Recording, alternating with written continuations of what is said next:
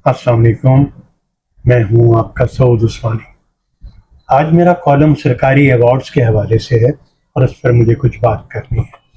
पूरा कॉलम तो आप अखबार में पढ़ लेंगे, लेकिन यहाँ मैं उसका खुलासा कुछ मिनट के लिए आपके सामने पेश करता हूँ।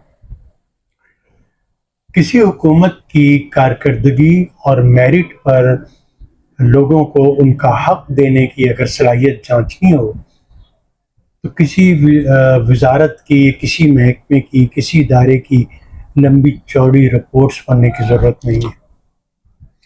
आप सिर्फ 14 अगस्त को जारी होने वाला एक कागज़ पढ़ लें जिसमें उन लोगों के नाम मौजूद होते हैं जिन्हें इस साल हुकूमत ने एजाज़ के काबिल समझा है। उसमें छोटे बड़े एजाज़ दिए जाते हैं, तमगे दिए जाते हैं, और हुकूमत को ये फैसला करती है कि मुख्तलिफ शोबों में बेहतरीन काम करने वाले लोग ये हैं। इस साल भी ऐसी एक फहरिस्त जारी की गई है। अगर मैं सिर्फ अदब के शोबे तक महदूद रहूँ तो इस साल असद मोहम्मद ख़ान साहब, शकील आदिलज़ादा, जनाब खुर्शीद रिजवी, इन जैसे ऐसे कदावर नाम हैं जिन पर कोई सवालिया निशान नहीं है और लोग दिल से उनके काम की कदर करते हैं। लेकिन हर साल की तरह इस साल भी ये हुआ है कि कुछ बड़े और कदावर नाम शामिल करके, कुछ जेन्युइन लोग शामिल करके उन 15-20 लोगों को नवाज दिया गया है जिनका ना कोई काम है, ना मकदार है और ना मेयार। ज़हन में रखिए कि अवार्ड कोई धात का एक टुकड़ा नहीं होता, ये कागज़ का एक टुकड़ा नहीं होता। ये दरअसल एक जुमला होता है जो रियासत अपने शहरियों तक पहुंचाती है कि इस शख्स को देखो, ये अपने शोबे में काबिल कदर काम करने वाला है और इसकी तकलीद करनी चाहिए। आपको चाहिए कि इस आदमी की तकलीद करें। जब ये जुमला किसी हकदार के लिए बोला जाता है तो ये यकीनन उसके लिए बड़ा एजाज़ होता है, लेकिन जब किसी निकम्मे और नालायक के लिए हुकूमत ये सनद जारी कर दे कि ये आदमी काबिल तकलीद है तो वो एजाज़ की बेहुरमती है और इस एजाज़ की इज्जत कम करने के मुतरादिफ है।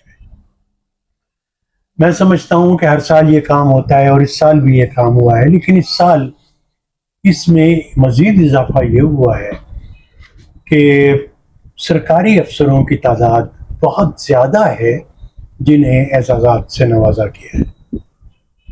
और बहुत अजीब बात यह है कि 23 नाम ऐसे बताए जा रहे हैं जिनमें वज़ीर भी हैं, जिनमें बड़े ब्यूरोक्रेट्स भी हैं और दूसरे सरकारी ओहदेदार भी हैं।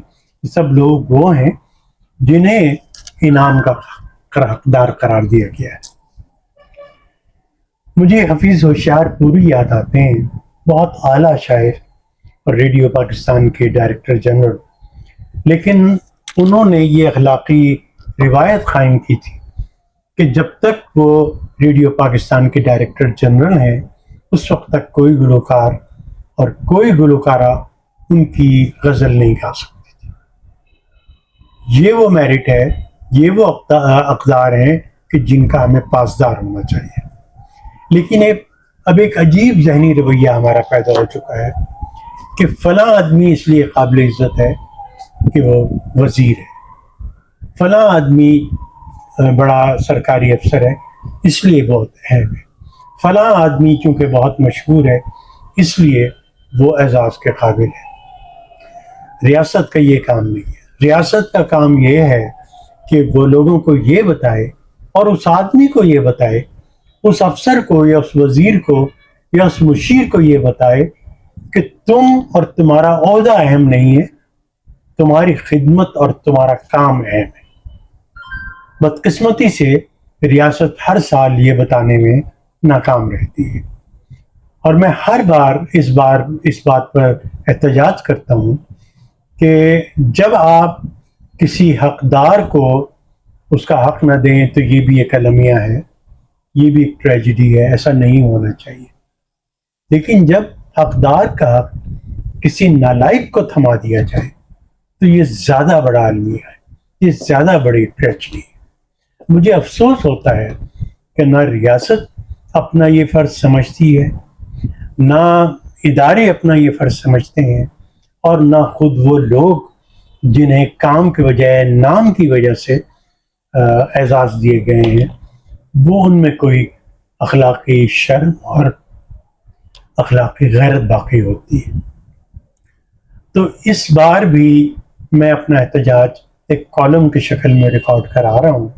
ایک کالم آپ مکمل اخبار میں پڑھیے گا، یہاں میں نے آپ کے سامنے اس کا خلاصہ بیان کیا ہے. اللہ حافظ.